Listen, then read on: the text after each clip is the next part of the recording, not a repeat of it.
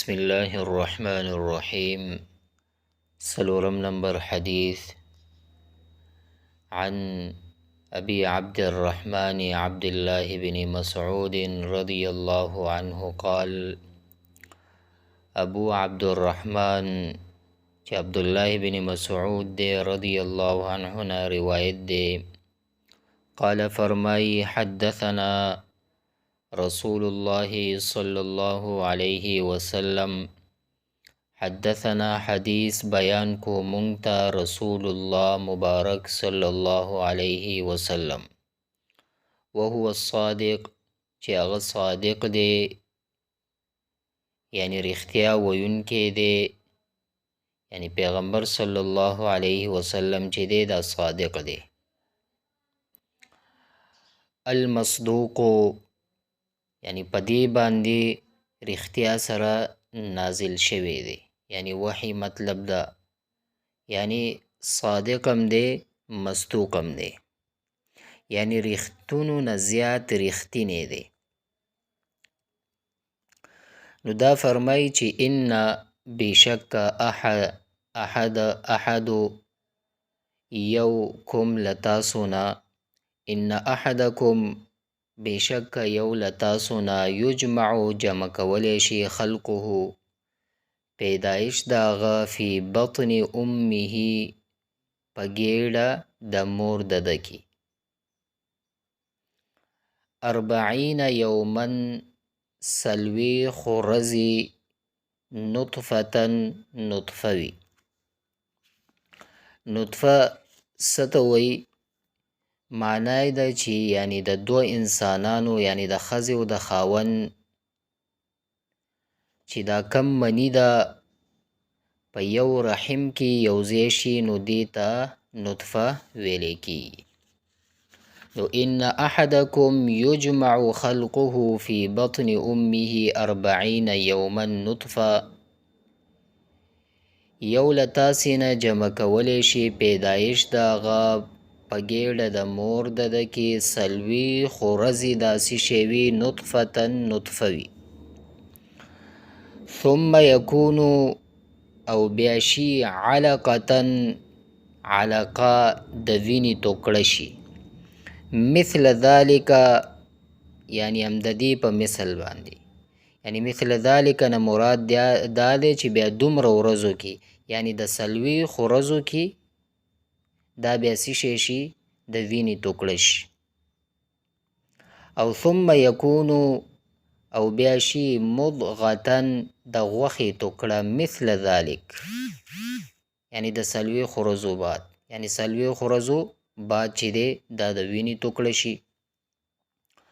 او ثم یرسل الیه او بیا ولیږول شي یعنی لیږلی شي الیه هغې طرف ته الملک فرښته، الله رب العزت چې دی فرښته ورته ولیږي. فینفخ فیه الروح نو هغه پکې روح چې دی هغه پوکړي هغه پکې واچي. او ویؤمر او امر کولی شي ب4 کلمات 4 کلماتو، یعنی د 4 کلماتو امر کولی شي فرښتې ده چې دا دې ولیکل شي. بکتب رزقه په لیکلو د رزق دده چې دغه کس چې دی دده به دومره رزق وي دومره رزق به وي، دا ټول ولیکلی شي.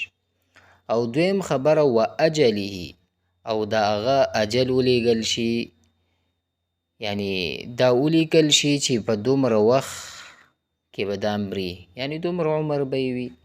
وعمله او د هغه عمل ولیکل شي چې دا عمل به وشقی او سعید چې دا به شقی وي بدبخته به وي او یا سعید یا به سعید وي. نو دا ټول ولیکلی شي. فوالله الذي بس زما دې په الله قسم وي الذي هغه ذات چې لا نشته اله اله غیره غیر د دینه، ان بشک احدکم یو لتاسینا لیعملو عمل کوي بعمل اهل الجنه، عمل د اهل جنت یعنی جنتیانو والا عمل کوي، حتی تر دې ما یکون بینه تر دې چې نه به وي د دې عمل کوونکي په منځ کې و بینها او د جنت په منځ کې فاصله الا ذراع مگر یو گز، یعنی حتی ما یکون بینه و بینها الا ذراع، وی تر څو چې هغه و جنت ته رسیدو تر منځ یعنی فاصله نه پاتې کیږي مگر یو گز، دومره گز یعنی عملی کړي وي بس دومره نږدې وي اهل جنت ته، یعنی جنتیانو طرف ته نږدې وي. فیسبق علیه الکتاب، بس مخکې شي یعنی هغه لیکنه مخکې شي چې کم تقدیر لیکلی وي. بیا فیعملو بعمل، بس عمل کوي عمل د اهل النارو د دوزخیانو، فیدخلها نو دا داخل شي جهنم ته، جهنم ته داخل شي. ګورې دلته دا خبره یاد ساتئ، دا تقدیر چې دی دا د الله رب العزت علم دی. دلته به اوس د یو کس سوچ داسې راځي چې علیاذ بالله الله ظلم کوي. نه، الله رب العزت په هر څه باندې پوه دی چې الله رب العزت هر یو کس ته اختیار ورکړی دی، یعنی خیم مونږ ته ښودلی دي، بدیم ښودلی دي او اختیار یې مونږ ته راکړی چې دا نیک لاره ده که ښه عملونه مو که نو جنت ته به ځئ، که بده مو که دوزخ ته به ځئ. نو دا چې اوس دلته دا راله چې دا به عمل کوي د اهل جنت والا جنتیانو، د یو ګز به پاتې دا به بس په دې باندې به عمل نامه مقدم شي. یعنی مطلب دلته دا دی چې الله رب العزت علم وو چې د آخري خاتمه یا دغه چې دا به د عملونه یا به د ریاوي وغیره، یا دا چې دا کس چې دی دا جهنمی دی، یعنی الله رب العزت خو په دې باندې عالم دی، نو هغه تقدیر وی الله رب العزت علم ته، یعنی هغه ته پته وه چې دا به آخره کې داسې کی. صحیح ده؟ نو علیاذ بالله الله رب العزت ظالم نه دی ښه. وان احدکم، بېشک یو له تاسې نه لیعملو بعمل اهل النار، چې عمل کوي یعنی د اهل النارو د دوزخیانو، یعنی یو له تاسې د اهل دوزخ اعمال تر سره کوي، حتی ما یکون بینه تر دې چې نه به وي د دې عمل کوونکي په منځ کې و بینها او د اور په منځ کې فاصله مگر الا ذراع، مگر یو گز فاصله به وي.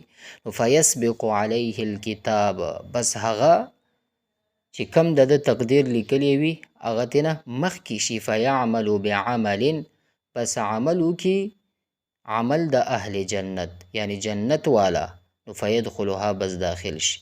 ډېر خلک داسې وي چې په ابتدا کې خو ډېر بد عملونه کوي، کفر او شرک کې اخته وي، آخره کې چې دی ټولو نه توبه وکړي او بس الله رب العزت چې دی هغه کس جنت ته داخل کړي.